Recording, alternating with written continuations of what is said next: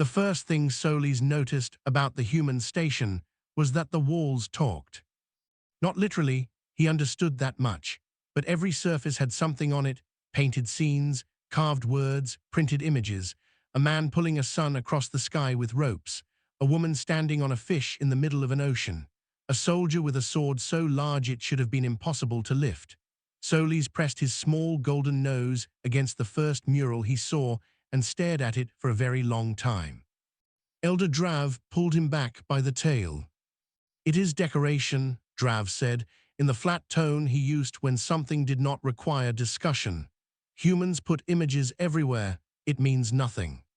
Solis looked at the mural one more time before following. He did not think it meant nothing. It looked very much like it meant something. He just did not know what yet. Outpost Meridian was a human-run station. It hung in orbit around a slow gas giant with rings the color of old rust. Solis had been assigned here as part of the Galactic Cultural Exchange Program, a program Elder Drav considered a necessary awkwardness, and Solis considered the greatest thing that had ever happened to him. He was 40 years old, which made him a young hatchling by dragon measure, and he had never left the clan archive before. Everything here was interesting. The air smelled like metal and something warm he could not name. The lights were softer than the clan halls. The humans moved quickly, but without the sharp energy of alarm. They simply moved as if there was always somewhere to be, always something to carry, always someone to wave at down a corridor. A man met them near the docking bay entrance.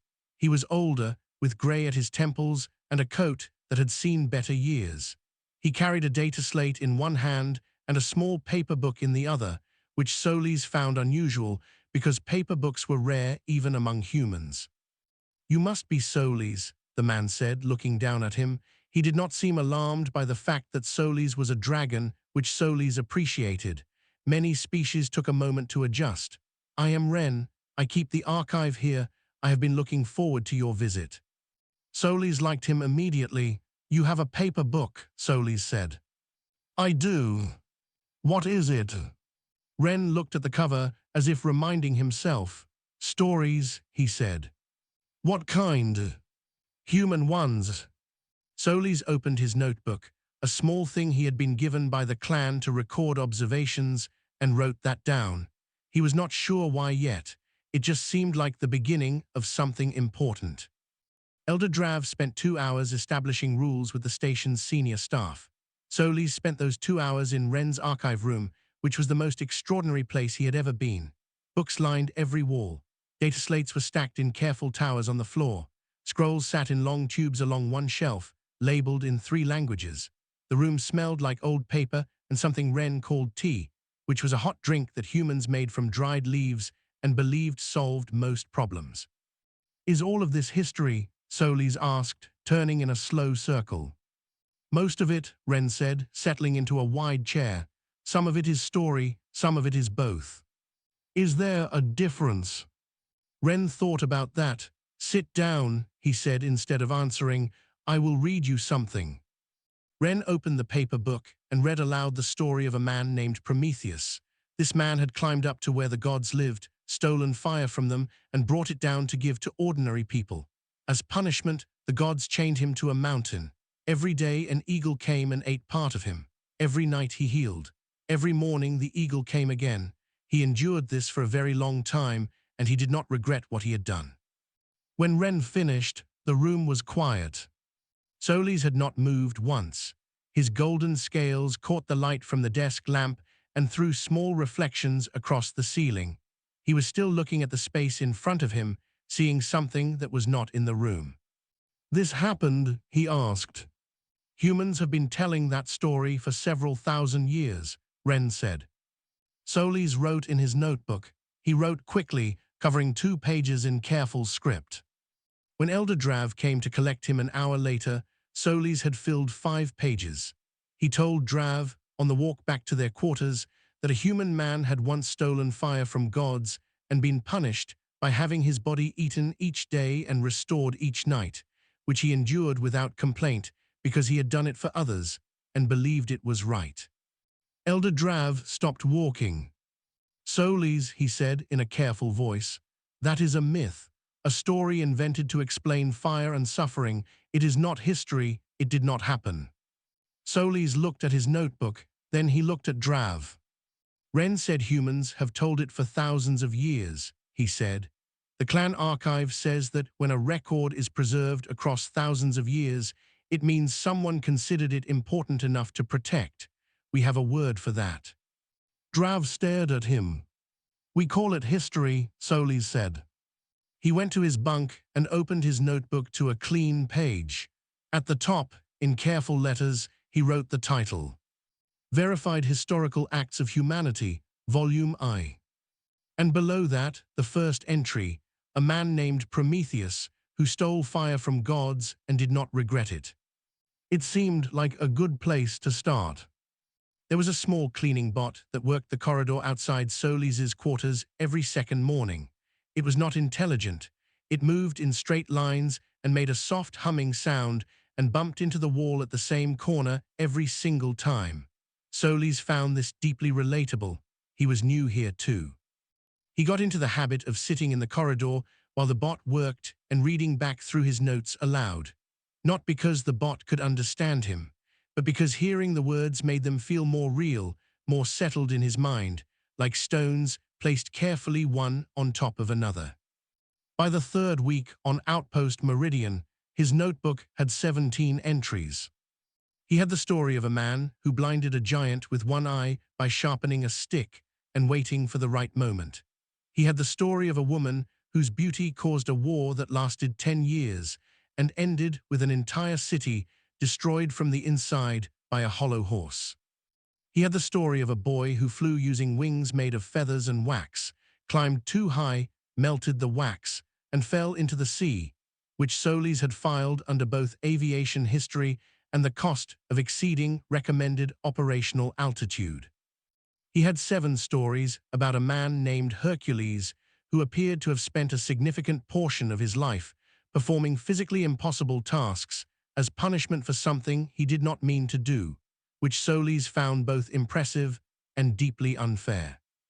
Ren read to him every morning, sometimes in the archive room.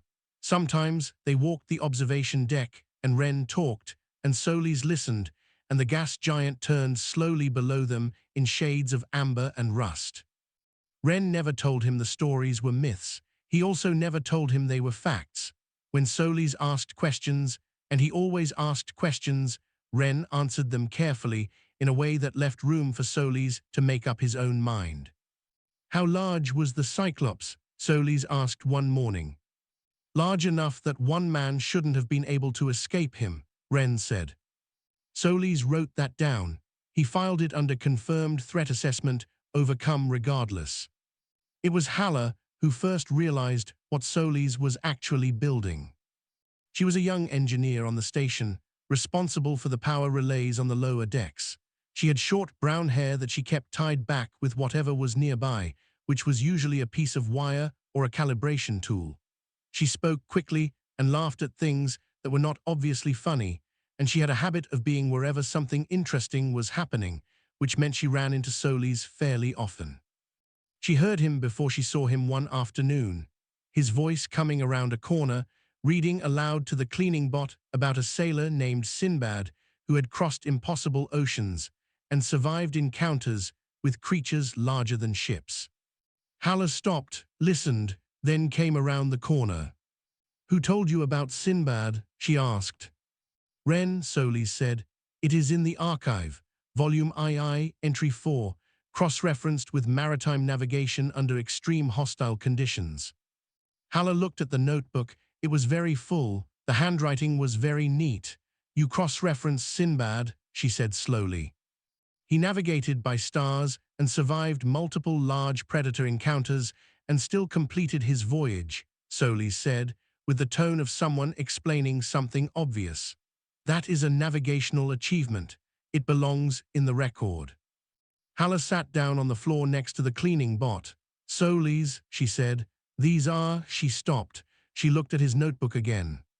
Then she looked at the expression on his face, which was earnest and open and completely certain.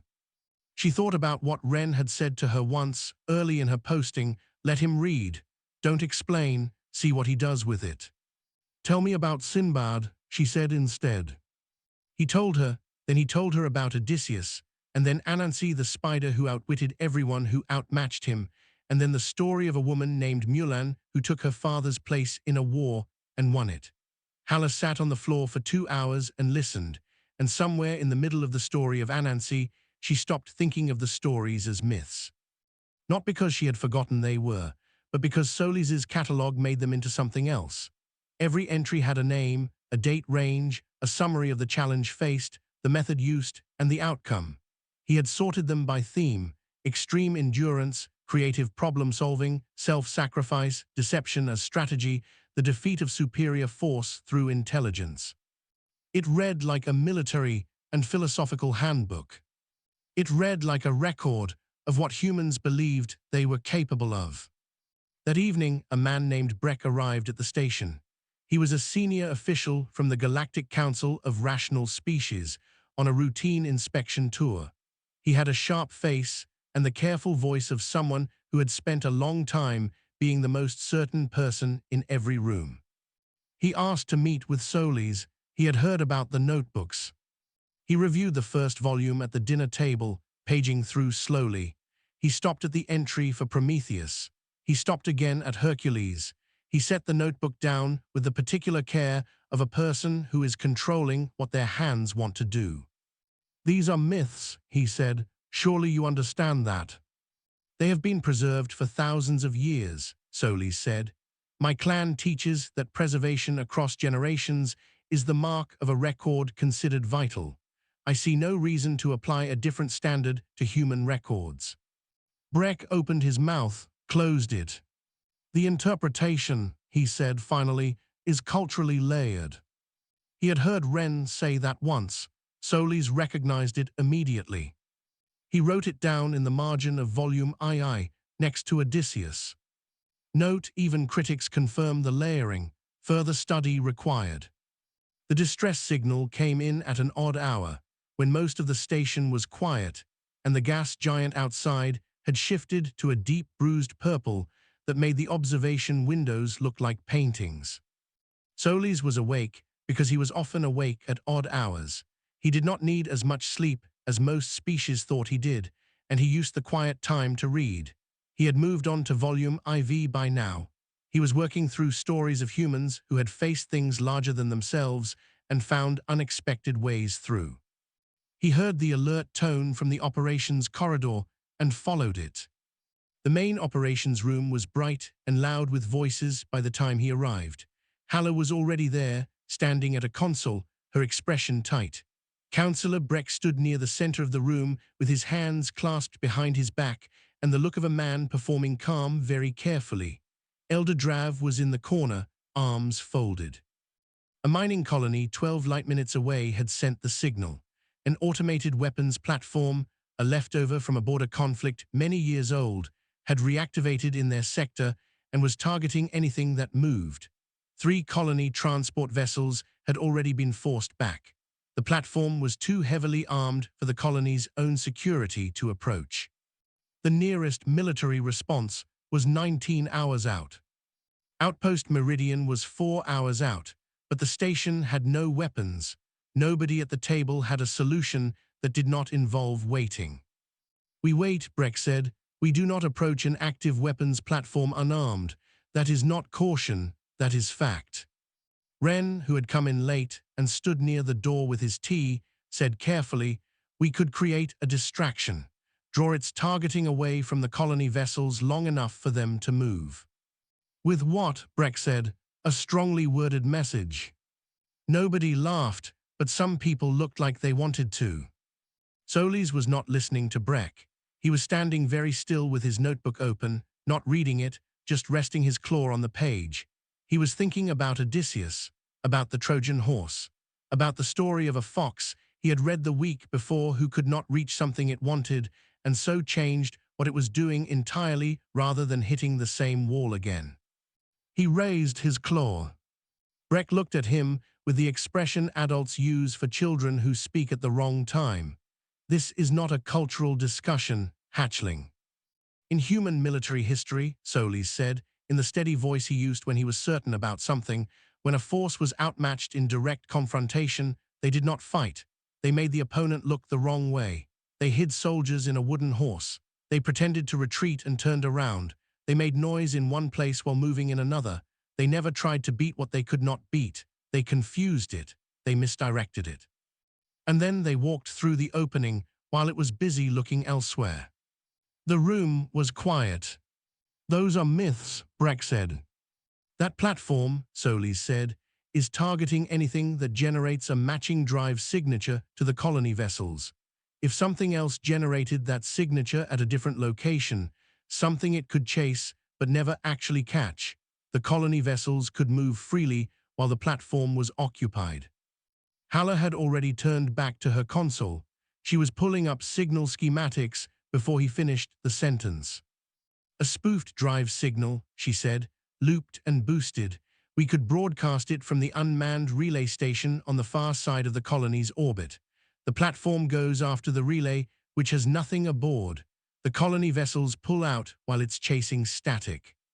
"That relay station would be destroyed," Breck said. "It is already unmanned," Solis said. "Nothing aboard means nothing lost." Haller was already building the signal model. She did not ask for permission. She looked at Solis once, and he looked back, and that was enough. It took 40 minutes to set up.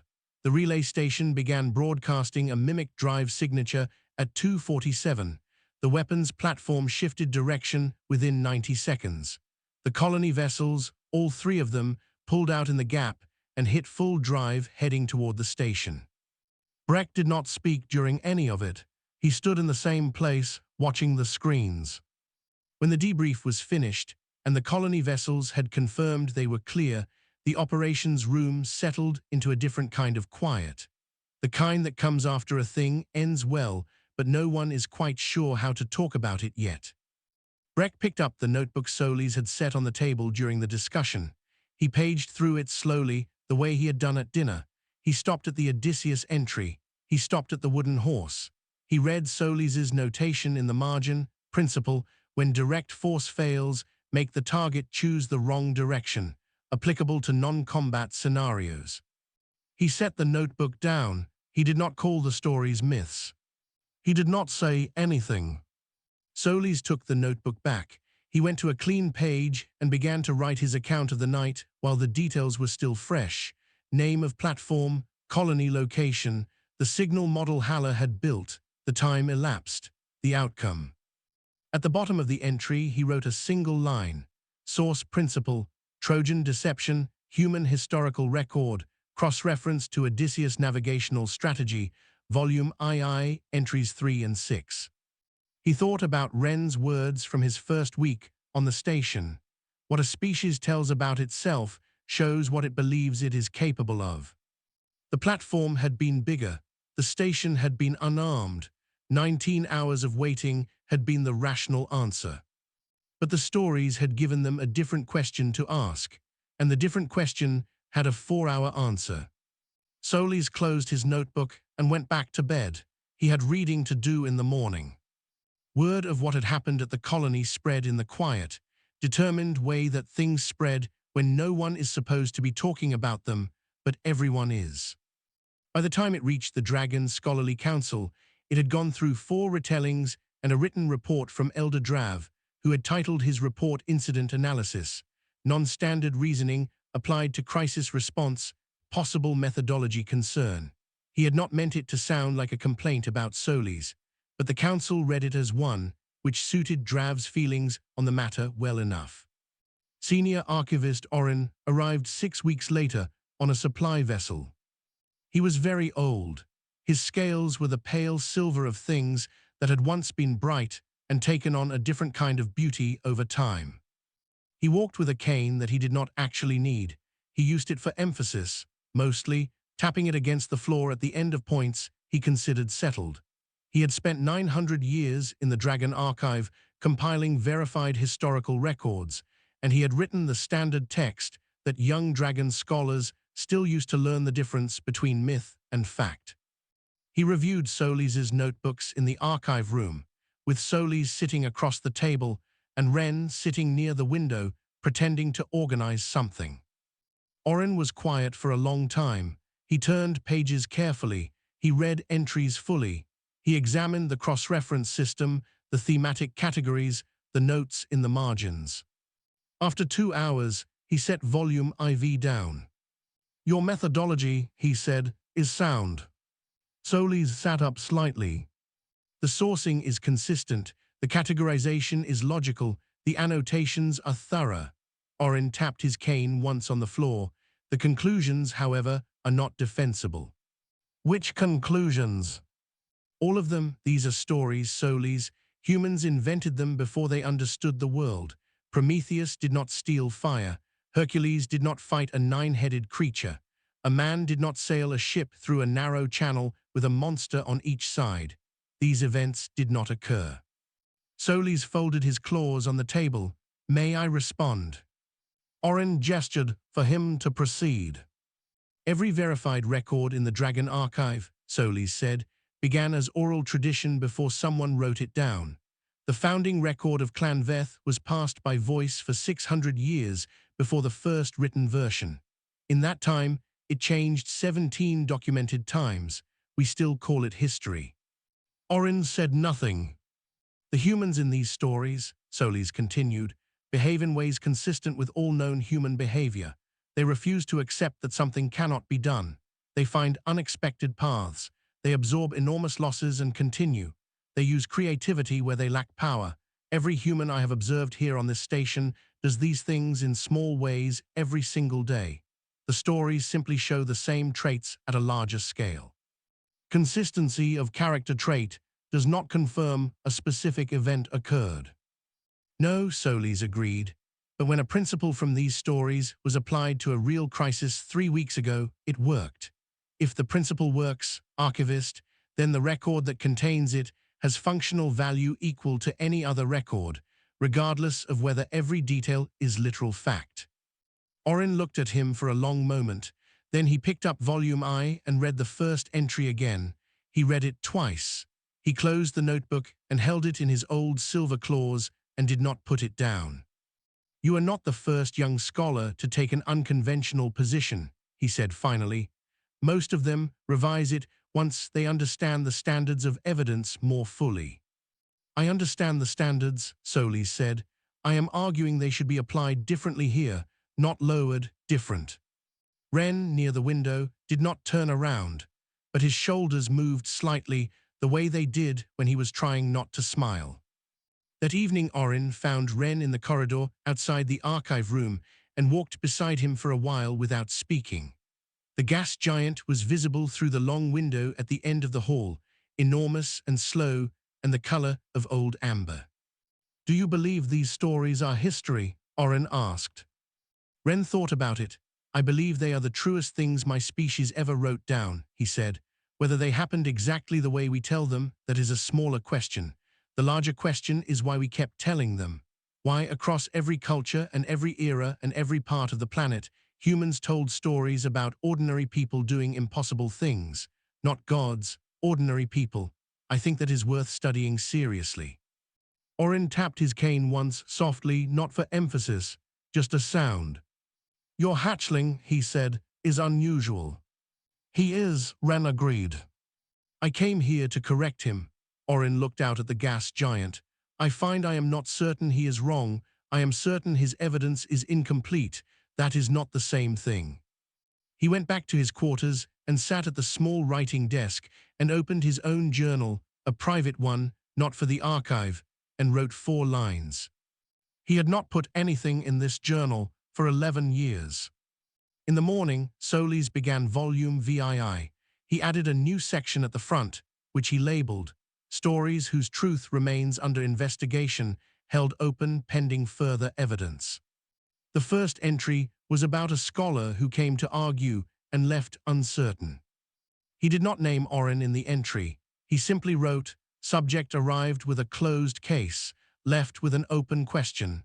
This is consistent with the behavior of anyone who encounters something genuinely new."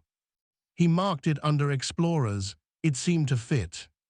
The hearing chamber of the Galactic Council of Rational Species was designed to feel permanent. The walls were smooth, dark stone. The seats were high and arranged in a curve so that anyone standing in the center had to look up at everyone judging them. The light came from above, which was deliberate. Everything about the room said, "We have been here longer than you, and we will be here after you are gone." Solis stood in the center of it and did not look up. He looked straight ahead. Councillor Breck had filed his formal motion 2 months after the colony incident. He had titled it, "Review of Cultural Exchange Program, Narrative Contamination Risk in Developing Minds." The language was careful. It did not name Solis directly, but every member of the council who read it knew who it was about. The motion had 3 parts. First, human storytelling presented in exchange programs should carry a mandatory disclaimer identifying it as fiction. Second, young species assigned to human postings should have their interpretive records reviewed by a rational species overseer. Third, the exchange program itself should be subject to a new formal review before accepting any further applicants. The first witness was Elder Drav. He sat in the witness position with his hands folded and his jaw set. He testified honestly because that was the only way he knew how to testify. He said that Solis's reasoning had become non-standard. He said the notebooks had grown beyond what was expected of a cultural exchange student. He said the colony incident had produced a good outcome, but he could not confirm that the outcome was due to the human stories rather than general problem-solving instinct. He paused at the end and looked at Solis once, briefly. Then he added, "My student is not foolish. I want that noted." Breck moved on quickly. Solis was called next. He carried his notebooks with him, all 8 volumes, stacked, heavier than they looked.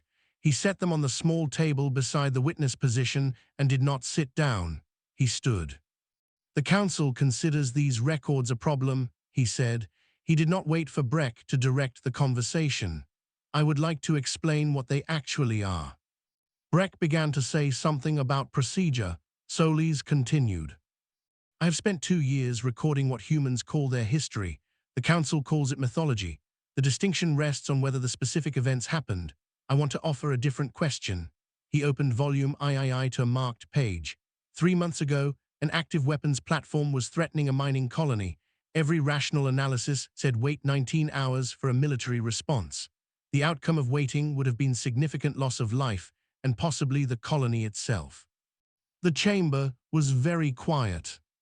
Principle from these notebooks suggested a different approach. Misdirection, a false target, walk through the opening while the threat is looking the wrong way. The principle worked. The colony was evacuated without casualties. 19 hours became 40 minutes. He closed the notebook. "I am not asking this council to confirm that Odysseus literally blinded a giant. I am asking this council to consider what it means that a story told for 3,000 years contained a working tactical principle. And then ask, if the principle works, what is the record worth?" Nobody spoke. "Humans did not tell these stories by accident," Solis said. "They told them because they needed to know what they were capable of before they had to prove it. They practiced, in story, what they would later do in fact. That is not mythology, that is preparation." Breck took over when Solis sat down. He called his own arguments into the record, category errors, impressionable minds, the contamination of rational discourse. He was precise, and he was fluent, and he clearly believed every word. Ren was called last. He came in wearing the same worn coat he always wore and sat down without ceremony. Breck asked him whether he had presented human mythological narratives to a young dragon as factual historical record. "I presented them as human stories," Ren said. "What Solis decided to do with that is his." "Did you correct him when he filed them as history?" "No." "Why not?" Ren looked at Breck calmly. "Because I did not think he was wrong." A sound moved through the chamber, not quite a reaction, more like a room shifting its weight. "We tell stories about the worst that can happen and the best we can be in response," Ren said. "We have done this since before we had writing. It is why we are still here, not because we are the strongest species or the oldest or the most advanced, but because for 50,000 years we have been rehearsing, telling ourselves, and anyone who would listen, what kind of people we intend to be. and then, when the moment came, we went and became them. Breck asked, "Are you claiming your myths are literally true?" "I'm saying they came true," Wren said, "which is different, and I'd suggest more interesting." Orin submitted a written statement. He had not been called. He submitted it anyway. It did not confirm Solis's conclusions. It said the question of whether human narrative constituted a valid form of functional historical record was an open academic question that deserved formal study rather than institutional restriction. It said the methodology in the notebooks was defensible. It said the council was not in a position to close a question it had not yet properly opened. The motion went to a vote. It failed 7-5. Breck's face did not change, but his hands on the table went very still. Elder Drav walked out of the chamber without looking at anyone. Solis fell into step beside him. They walked in silence for a while through the corridor outside. Then Drav said, without slowing down, "You argued well in there." Solis said nothing. He did not need to. He already had it written in volume VIII, the entry he had made the night before the hearing, the one he had titled simply, "What Happens When a Story Meets the People Who Want to Stop It from Being Told." The last line read, "This has happened before. It is also in the record. The story always continues." 7 years passed the way time passes when something is being built, not in a line, but in layers. Solis did not notice he had grown until a new group of exchange students arrived at Outpost Meridian, and the youngest of them, a small green-scaled dragon hatchling barely 20 years old, looked up at him and took a half-step back. It was not alarm, it was the automatic response to size. Solis had not thought of himself as large, but he was. His golden scales had deepened to color somewhere between sunlight on still water and old brass. He no longer fit in the chair Wren used to point him toward in the archive room. He had quietly moved to sitting on the floor beside it instead, which made him look less like a student and more like someone who had chosen that spot for reasons of his own. There were 12 exchange students in this group, 3 species. 2 of them were young dragons, which the program had not seen before the policy changes that followed the hearing. Solis had been told that Orin's academic paper, published a year after the hearing, titled Narrative Function in Interspecies Historical Analysis, a preliminary framework, had been partly responsible. The paper had opened the question Orin said the council had not properly asked.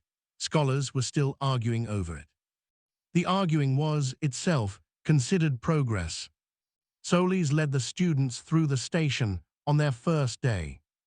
He took them through the operational corridors, the observation deck, the engineering bays where Hala was still working, grey now at the edges of her hair and quick to smile at faces that were confused by things. She waved at Solis without looking up from her console. He waved back.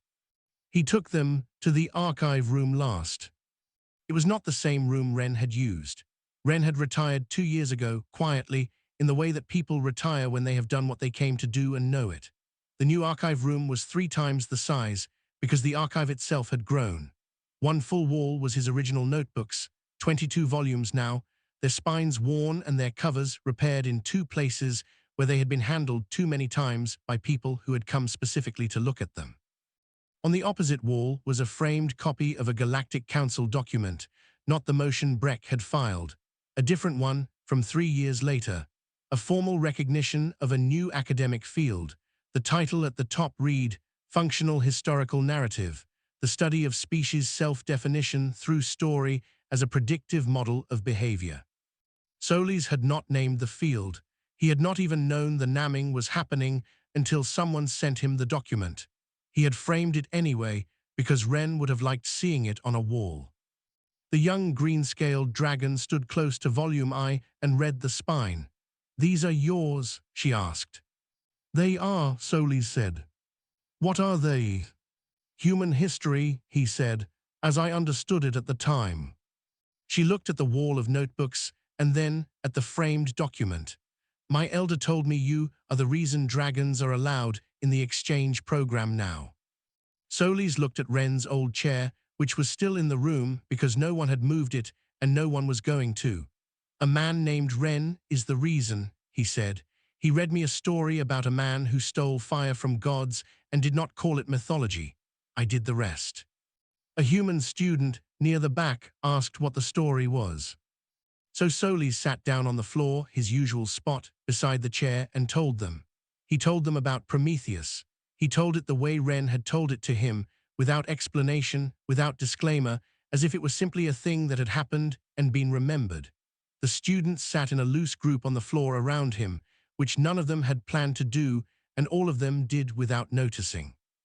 When he finished, the green-scaled dragon said, "Did it really happen?"